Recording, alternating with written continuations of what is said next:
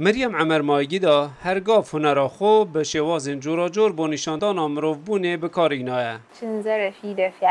وینین من ودگرم بو شوین جورا جور لسر حولین مروفان. هندک لسر دیکور کرنه و هندک لسر پرورده و کلتور و سیاسته و هندک جی لسر ازگرتنش دیکو بابان و جنان. لی لواند ماهیانه کار وی بوی هلمتک با راگرتنا دستریجین سکسی با سرجن و زاروکان. من جبو برچاف کرنا تندو تیجین سکسی تابلو چکرن.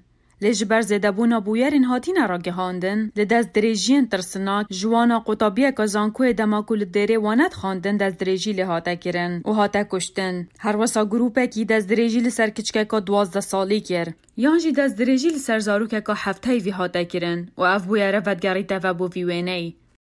او گلک پارچه و رنگین کلتوری بکارتینید. اواد نیوه که دا جنه که روشنبیر اجلای اولی و خواندن روش آوایی و جبر هنده من اول سر وان کتیبان چهگر. و اف تابلو الویر جنه که نیشان داد که دوه وی هاتیه گرتن. و وی نیشان داد که بهرا پتر یا قربانی انداز دریجین سکسی اگر خوب پولیسان جی آگدار بگن دادمندی لگلوان ناهیده کرن. کاره که بزحمت لیمانگی دا هر دم دخواسته کوشینه بکد او پرزگیره که کمالگهه که بزوری بدراجای کارین سکسی دا بویه بخیته برچاوان. دوانه هنری دا از بتنی قطابی آجنج با کوره نیجیریا بوم. کسک نبو که از دگل بم. دما از بتنی بوم حوالن من دچونه وانن خو. و من دویا از بتنی کنفرانس و ارکین وانن خو بکم. جبر که هنر و کارک تایبت بزالامان ولی باشور ده تدیدن. و هندک خلق بچاوک کم بر خود دنمن. و وان وسط زانی که از شجارا سر ناکبم.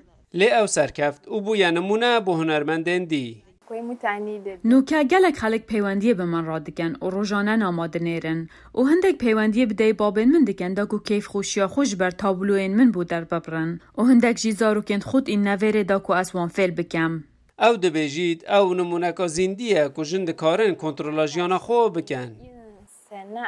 و پیام من بو جنندی اوه که بزانن آفراندن دگل شارزایی و باوری بخوبون گلکه. مریم باور دکد که جنین داهنر زورت رزلیته گرتن. جبر هنده او دخوازید که جن اوه چنده بگیرن که ارگیرن.